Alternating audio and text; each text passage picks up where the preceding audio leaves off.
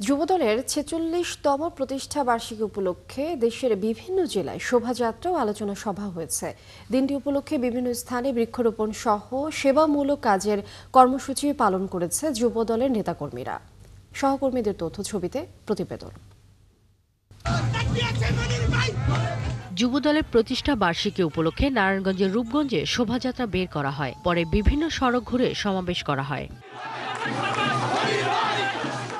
কুষ্টিয়ার কুমারখালীতে শোভাযাত্রা বের করে যুবদলের নেতাকর্মীরা। এ সময় বিভিন্ন ব্যানার, ফেস্টুন আর বাদ্যযন্ত্রের তালে তালে শহরের বিভিন্ন সড়ক ঘুরে হল বাজারে সংক্ষিপ্ত সমাবেশ করে। দীর্ঘ ১৭টি বছর আন্দোলন করেছি, হামলা খেয়েছি, মামলা খেয়েছি, সেই নেতাকে আমরা ধানের শীষে প্রার্থী হিসাবে দিতে চাই। যাতে কুমারখালী থেকে ধানের শীষে নুরুল ইসলাম আনসার পারভীন নমিনেশন পায়, সেই দাবি আমরা জাতীয় নেতৃবৃন্দের কাছে করছি।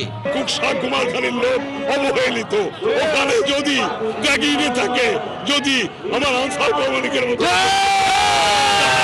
এখানকার চিঠা আমরা পাবো ইনশাল্লাহ। ফেনীতে প্রতিষ্ঠা বার্ষিকী উপলক্ষে জেলা যুবদলের উদ্যোগে জনদুর্ভোগ কমাতে স্বেচ্ছাশ্রমে সড়ক সংস্কার কাজ শুরু করেছে। সড়ক সংস্কার কাজে অংশ নেন বিভিন্ন ওয়ার্ডে যুবদলের নেতাকর্মীরা।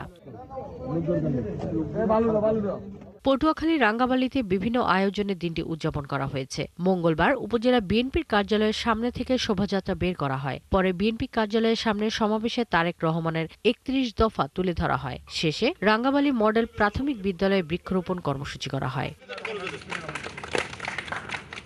বান্দরবানের থানচি উপজেলায় যুবদলের প্রতিষ্ঠা বার্ষিকী উপলক্ষে আনন্দ শোভাযাত্রা ও সমাবেশ অনুষ্ঠিত হয়েছে।